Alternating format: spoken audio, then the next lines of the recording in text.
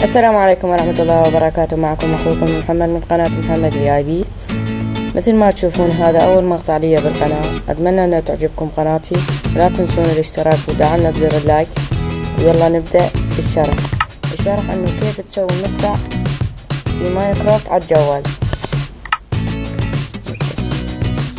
الأشياء الضرورية اللي تحتاجها: 6 باكيتات مي، 7 دروبر، 12 وحدة من الريدستون، 6 من هذه اللي ما أعرف اسمها والله، 11 وحدة كوبلستون، 7 ستاكات TNT، نص بلوكة وحدة، وزر واحد. نبدي الشرح. طبعا أنا سويت مدفع أول كده، وبعدين سويت مدفع ثاني وكنت أشرح فيه، بس بعدين لاحظت إنه ما في صوت عن القرف اللي كده. تصور حلقة وما في صوت. نبدأ الشرح.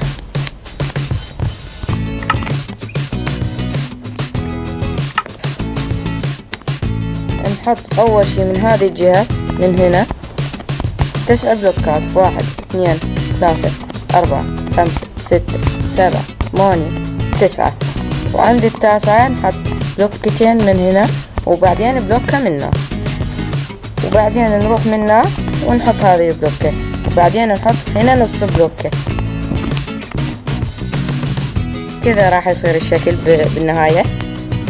وبعدين تنزل جوا وتحط وحدة هنا، وحدة صار 3 4 5 6، وتحط بعد وحدة هنا. وخلصنا من الدروبر. بعدين نبدي نحط المي: 1 2 3 4 5، وهنا السادسة.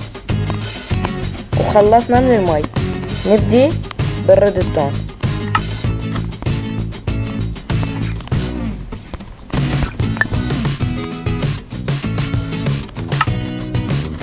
نحط الريدستون.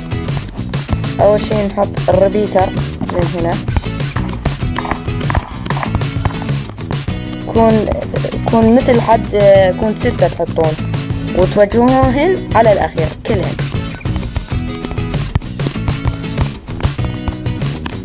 وبعدين تحطون 5 ريدستون كذا بهذا الشكل.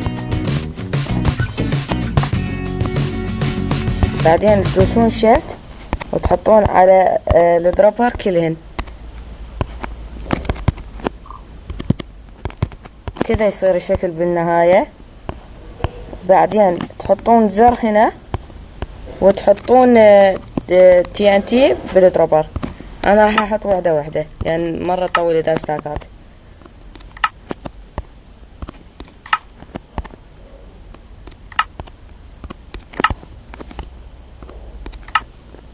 وكذا خلصنا من المدفع. بس تضغطون الزر وينجح معاكم. ترى خلصنا منه.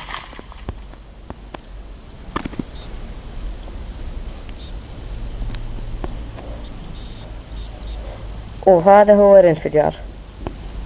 لحظة، ليش الانفجار هيك معوق؟ ما علينا. مثل ما تشوفون وصلنا لنهاية هذا المقطع. أتمنى أنه يعجبكم المقطع. لا تنسون الاشتراك بالقناة وتدعمونا بزر اللايك. ومع السلامة.